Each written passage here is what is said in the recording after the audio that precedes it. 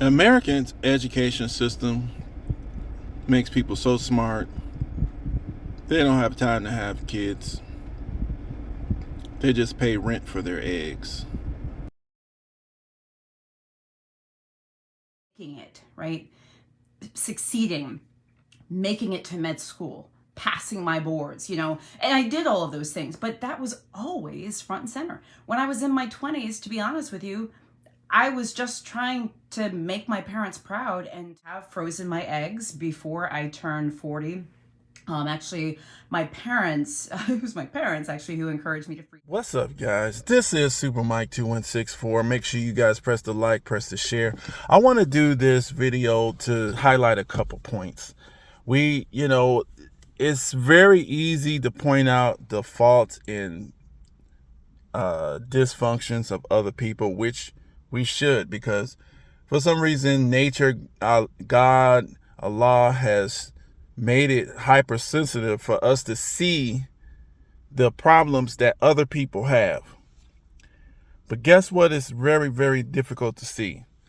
You got to look in the mirror to see your own problems sometimes. It's easier for us to live with our own problems,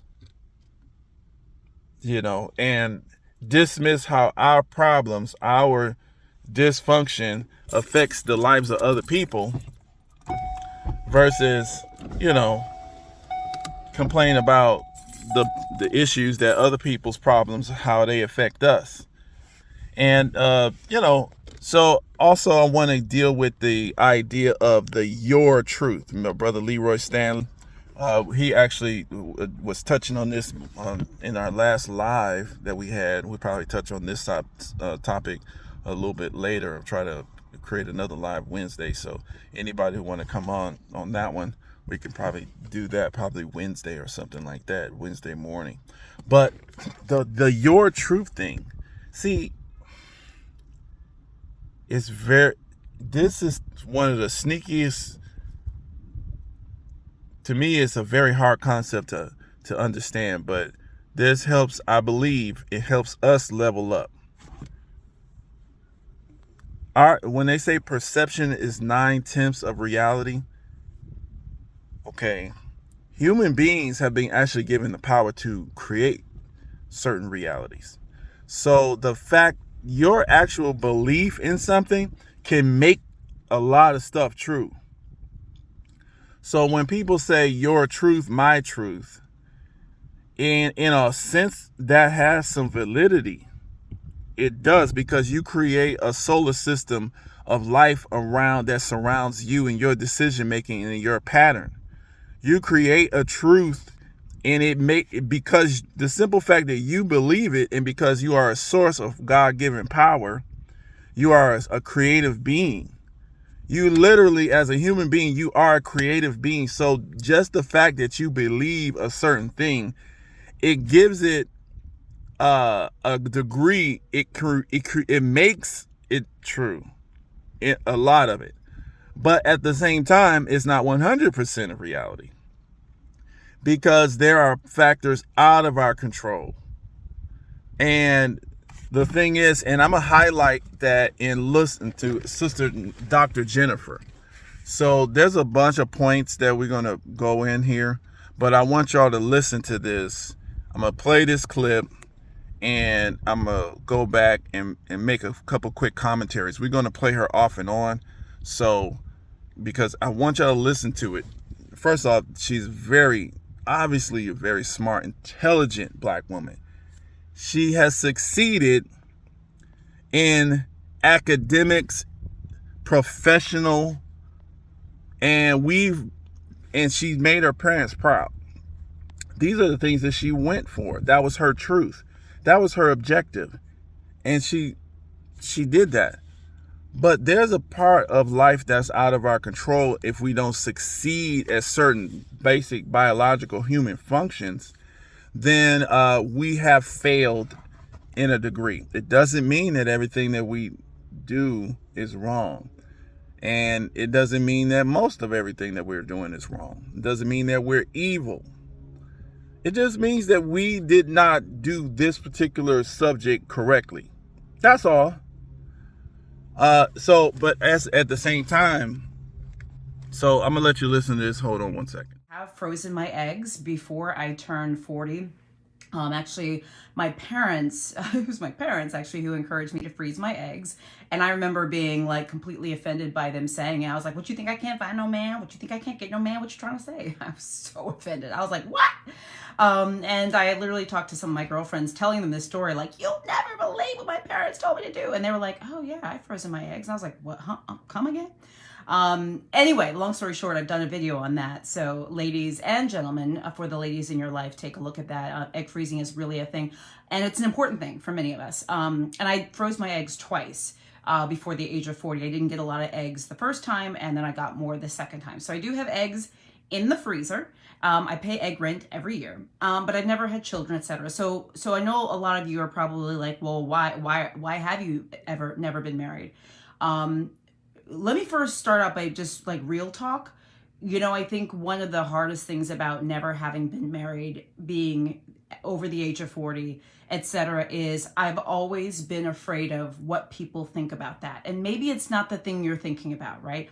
There is a lot of societal pressure to be married, to have children, especially in certain cultures, in certain parts of the world, etc. So that exists. But interestingly enough, my parents never put a lot of pressure on me to get married and procreate, have children. In fact, sometimes I wish they put more pressure on me. Maybe I would have made it more a priority, but I don't blame this on them. I've always been worried about the stigma that I have always felt attached to it. My younger brother is married with a beautiful family, and my brother I've always looked to for guidance and advice. I always say like he was like the normal one, the one with a lot of common sense between the two of us. And I always used to, I don't know, I would talk to him about things. I was always worried about people thinking there must be something wrong with me because I'm unmarried and over the age of 40. I mean, okay, let's just be real. You see someone, you're like, why aren't they married? What's wrong with them? What's their problem? There must be something. She crazy, right?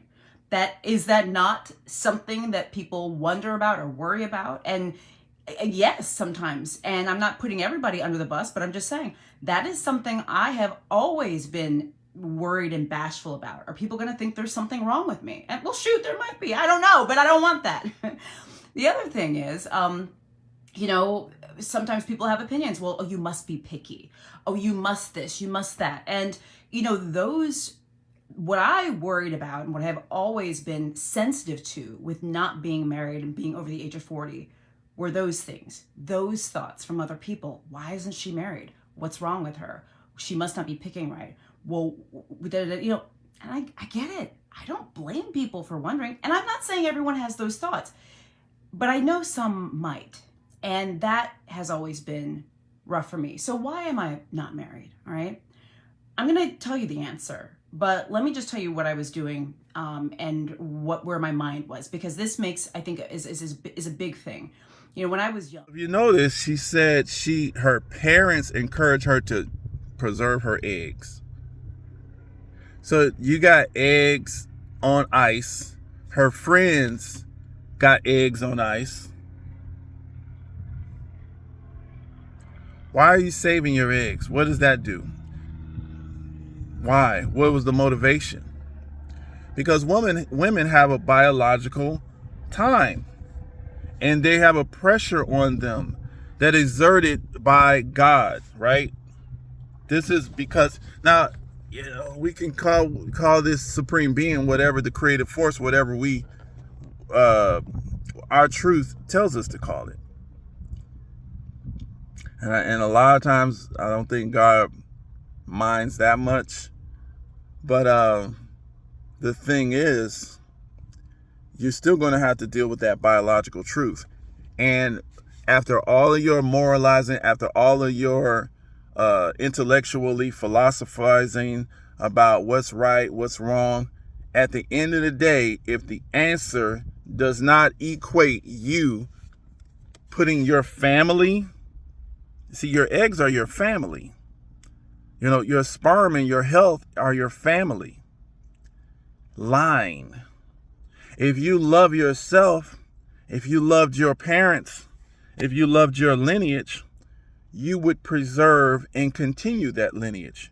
That would be important. And so like I was talking to my brother BMT, he made me aware of this, which I now agree, that your religion is a business. It's your business. And I would say your family is your business. Everyone has a business, right? If you are not taking care of your business, then you're doing someone else's business and putting someone else's business above your business. What is your business? Tell me if you agree. Practically, an individual's business is themselves, their family, and their community. That is their business. That's what you were born to preserve, protect, and elevate. Yourself, your family, and your community. And then your world. In this order. These are your priorities. Everything that you do is supposed to be designed to elevate that business of yours. And then what you do is form partnerships. If you need to go get a job to bring financial issues and resources to your business, if you need to go get a skill so that you can bring certain benefits to your community, your family, yourself, to elevate, you do those things because it serves to elevate what is your primary business. And you create businesses surrounding that. Now, the thing is, though, but if whatever out of your intellectual philosophies and your particular truth that's happening inside your mind, and keep in mind, it doesn't matter what I say. I'll say it like this. In your mind, everybody has to experience the world through their senses, through the senses that God gave you. And you have to impact everything that you hear, see, taste, touch in your decision making with your experiences. So we touching on this. This is what I call your truth, because I don't have your same experiences. So the same things I could hear the same thing that's going to impact me differently. But at the end of the day, we have a certain range of choices which are leading us to develop ourselves, our family, and our people.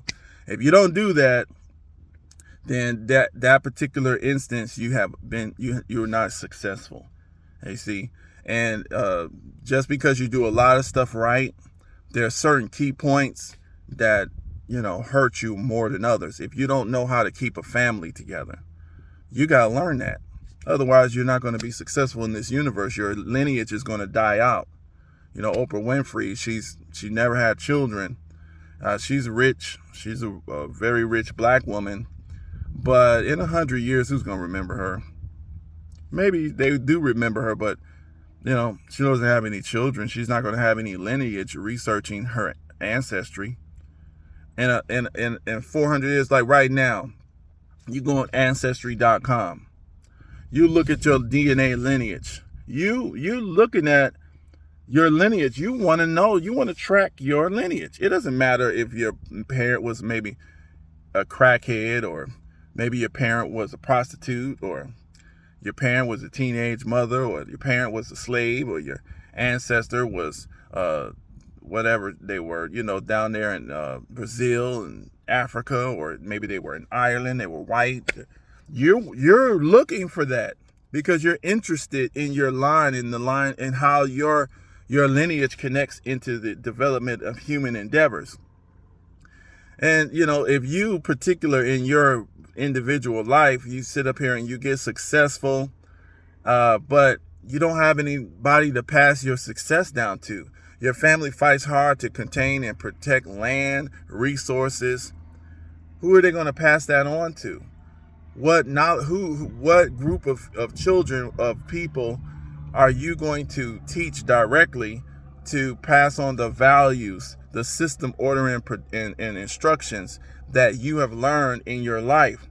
If you're going to sit up here, learn all this stuff, get all these resources, learn these techniques, and then you're going to sit up here, you might pay for some stuff from people, which is good stuff. But, Who, are you going to be passing on that knowledge directly? Is there anybody going to say, oh, this was my grandfather, this was my great grandfather, these are the books, these are the pictures, these are the personal effects, these are the land, this is the land, this is the house that my great grandfather built, this is this. You're not going to be able to do that. So how much did you love your family? How much have you really succeeded? Just succeeding in one lifetime, that is now a small goal. You want to succeed as a family. See, you develop yourself so you can even see the value in succeeding as a family. Now you got to develop your family. So when people sitting up here freezing your eggs, I don't understand why you're paying egg rent when there's men all over the place. Right?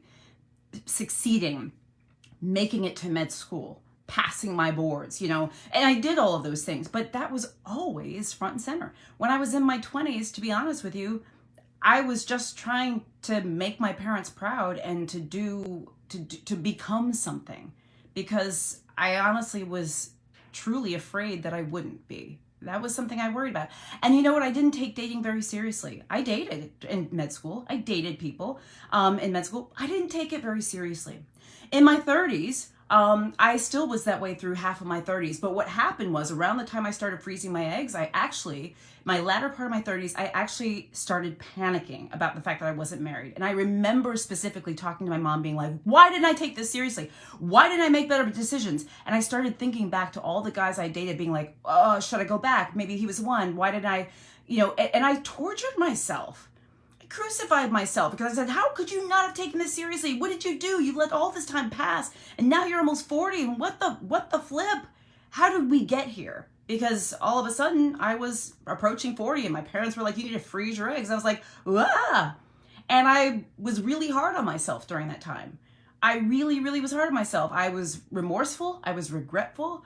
I was embarrassed. And I felt like I had wasted a lot of time. And then in my 40s, which I am, I'm proud to say that things have gotten a little bit better for me, meaning how much or little rather I beat myself up. The reason why I haven't gotten married is honestly because I haven't found him yet. And you know what? It was one day that it literally took me waking up one morning where I had blamed myself and said, well, maybe you are too picky. Well, maybe you are crazy. And maybe you didn't take this seriously. And why didn't you do this? And why weren't you this? And I can't believe you did this. And how did you let 15 years go by without thinking about this? But you know what? The bottom line that I actually came to a realization about, and there's a lesson in this. There's a reason why I'm telling you this. It's not just bearing my soul, which I am, but there's a reason. I recently, by the way, in the last couple of weeks, encountered a couple of younger ways to great careers and stuff, and talking to them, I remembered a lot about my younger self, how insecure I was, how worried I was about so many things. And one thing I have never really felt settled about is my relationship status. Yes, I'm in and out of relationships here and there, but I spend more time out of relationships than in them. And people are like, why? What's wrong? I'm always worried. People are like, what's wrong with her? But you know what? I feel so much better about this. So the thing is, though, I finally woke up one day recently in the last couple of years. Actually, the pandemic, I think, really helped me with this. And I woke up and I said, you're not married because you haven't met him. So in the general sense, I want to finish this off. Just in problem solving, our brain has all sorts of mechanisms to deal with pain, to deal with frustration. If you listen to Dr. Jennifer, she knows that she made the wrong decisions as far as this particular issue is concerned. Now keep in mind, just because you made the wrong decisions, everybody's making the wrong decisions somewhere. So we're not denigrating people because they, but we don't want to make excuses and say, oh, because you're a nice person, you're making the right decision. That's what we're having the problem with. We want the people who have done a great job in their lives. We really need these people to pass on their genetic lineage. We need you to have children. That is the most basic human job, life job, is to live, to survive. If you don't do your basic life function, you're not being effective as your primary, one of your primary objectives on earth. If you can have children, have your children. If you can't have your biological children, you should be raising a child, adopting somebody, especially if you're a responsible, intelligent person. We have a situation out here where we have people who have not educated themselves, who are not cultured and refined, who are not moving towards a good spiritual value and systems, orders and instructions to develop our society. We have people out here, those type of people, having 10, 20, sometimes, sometimes they have 6, 7, 8 kids. And some of those children definitely may make it good, but a lot of times these people are ill-equipped and they get caught up in this racist system. And a lot of times, a lot of those folks are food for the jails. They're slaves in jails. They're, degenerate cultures, all sorts of stuff like that. So when we have people that, have done great jobs, educated themselves, got some kind of civilized situation, y'all gotta have children. If you're not smart enough, and you can't just be you can't be so prideful and say, "Oh, I haven't found the one, that's why." No, you didn't. You're too proud. Either your education has made you too arrogant, some reason you're too picky. You're telling yourself the answers. She's telling herself, and she may be crazy, but there's somebody who can deal with her crazy. There's somebody out there that can deal with your crazy. But you gotta go ahead and submit that pride.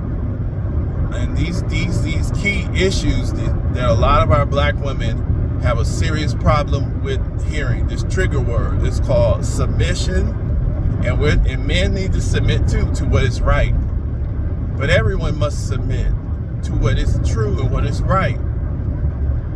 And you know what's right. Also, leadership.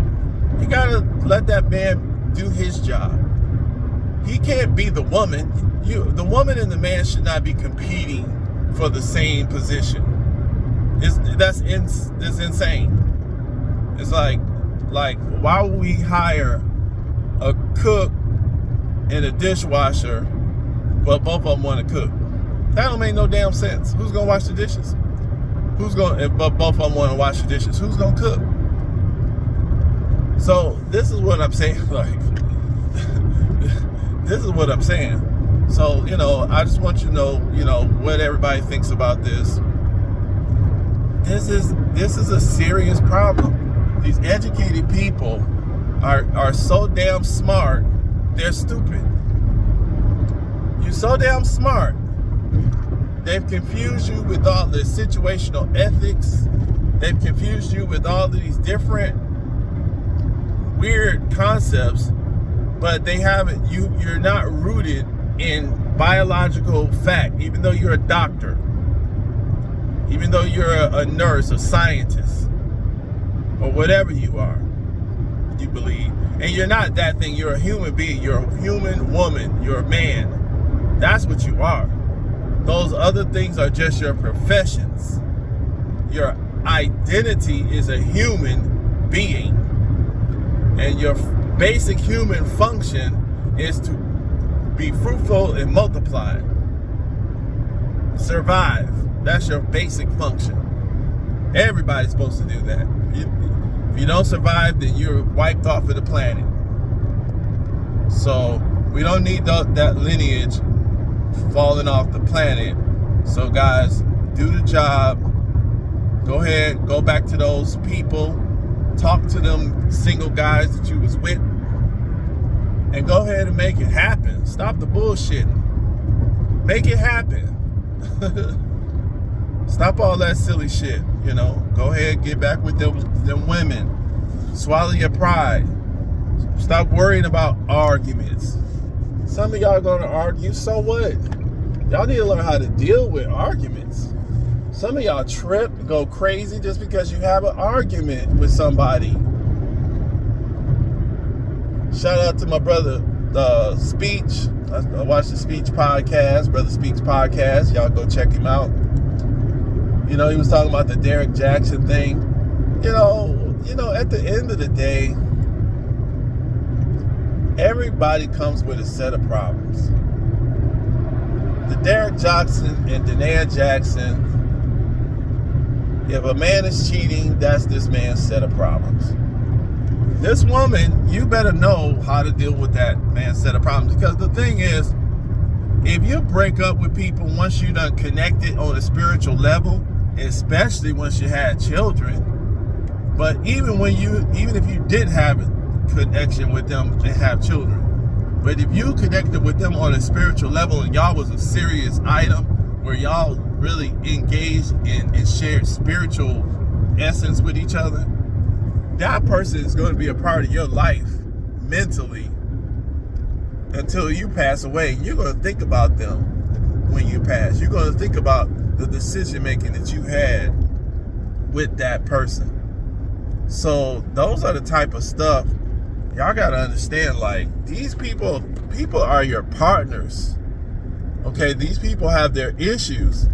You know, you could do a good investigation and see what issues can you deal with, and once y'all make those discussions and y'all make that decision to go, you can't learn every single damn thing about somebody just from the beginning, but you can learn enough, and whatever surprises that pop up, you're gonna have to deal with them. You got people in war zones, people in slavery times, they stayed with each other. Y'all spoiled ass niggas, y'all don't have no damn excuse, really. It's just spoiled. Y'all give up too damn easy. Oh, well, we arguing all the time. Well, figure out why. Stop arguing. Well, she's too smart. She can't. I can't take. You know, my thing is like this: solve the problems. Solve the problems. Because you just break up, you're still gonna have problems. I don't understand. Y'all just trading one set of problems for another set of problems. If you got children, stay with your family. Sacrifice. Yeah. I agree with commitment, sacrificing your little personal feelings for the family. I sure do. I agree with that. So what? Because you're going to die anyway. The family stays alive longer than you. The family and the children stay alive longer than you. Give all to your family. Give all to your children. Even if you break up with the woman, that's still your family member now. Especially if you got children by her. You still got, that's still your family member. Now, if you're not getting none from her, you still got to, treat that woman as your child's mother. Treat that man as your child's father. It's still a family member that you chose to include and to connect inside of your family. So, guys, you're more than just your individual self. Your identity is your family, and your family is more than itself. Its self is its rights. Your family is your community. That's why we say we. So all y'all so scared to say we because y'all want to disconnect from this and disconnect from that just because this person has an issue, behavior problem, they say stupid, crazy shit. Look, it is what it is. You take the good, you take the bad. You fix the bad as best you can. It may take a year, it may take 10 years. It may take 100 years to fix a problem. That's how life is. This is what we out here for. We lucky to have breath. You keep running from problems, you'll never solve problems. You're going to just keep running into problems. Stake your claim. Stake your territory. Make a commitment. Deal with the issues. Thank God that you have problems to solve. They're yours. You know, take those problems and claim those problems. And work on them damn problems. That's your plot of 40 acres and a mule. How we gonna grow land out of this? How we gonna grow food out of this land? That's a problem that you gotta solve. You got your family. That's your problem. And that's a blessing. Because once you solve those problems, you're the hero. So anyway, that's all I got to say on this subject. Let me know what you think about it. Share the message. Press the like button. And there it is. Peace.